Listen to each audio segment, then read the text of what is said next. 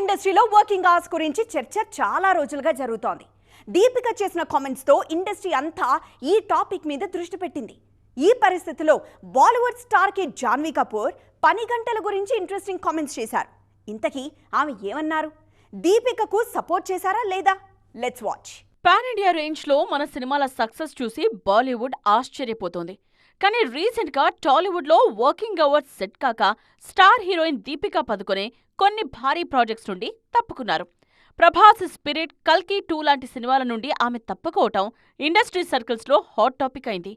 కేవలం రోజుకు 8 గంటలు మాత్రమే పనిచేస్తాననే కండిషన్ వల్లే ఆమె ఈ డెసిషన్ తీసుకున్నారన్న టాక్ వినిపించింది. మరో Bollywood beauty Janhvi Kapoor working hours విషయంలో డిఫరెంట్ కామెంట్స్ చేశారు. రామ్ చరణ్ పెద్ద సినిమా ప్రమోషన్స్ లో బిజీగా ఉన్న జాన్వీ టాలీవుడ్ లో వర్క్ చేయటం చాలా హ్యాపీ అన్నారు.